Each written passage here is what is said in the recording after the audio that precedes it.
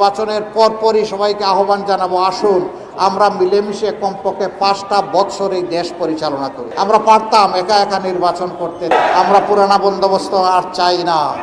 আর সেই পরিবর্তনের জন্যেই 11টি দল আমরা হাতে হাত মিলিয়ে ঐক্যবদ্ধ হয়েছি।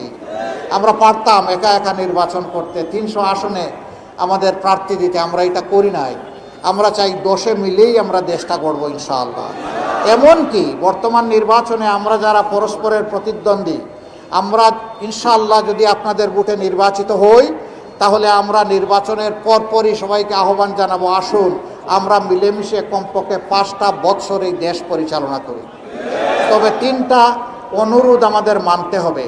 নাম্বার 1, এই কথা অঙ্গীকার করতে হবে যে নিজে কেউ চাঁদাবাজি করবেন না এবং কোনো রাজনৈতিক দল বা নেতা কোনো চাঁদাবাজকে বগলের নিচে আশ্রয় দেবেন না।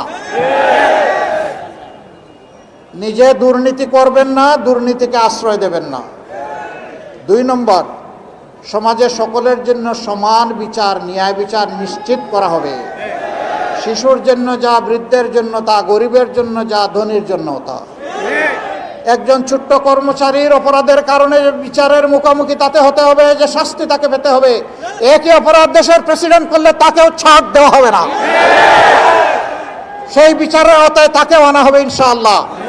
বিচারের কোনো দায় মুক্তি বা ইম্পিউনিটি নামে কোনো শব্দ আমাদের কাছে থাকবে না। বিচার বিভাগ সম্পূর্ণ স্বাধীন হবে। সেই বিচার আমরা বাংলাদেশে কায়েম করতে বদ্ধপরিকর। আল্লাহ যেন আমাদেরকে তৌফিক দান করেন।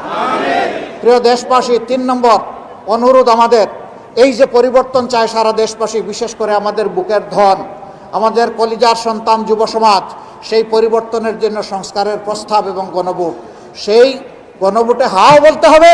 আর সমস্ত প্রস্তাব বাস্তবায়নে অবশ্যই তিনি প্রতিজ্ঞাবদ্ধ থাকবেন।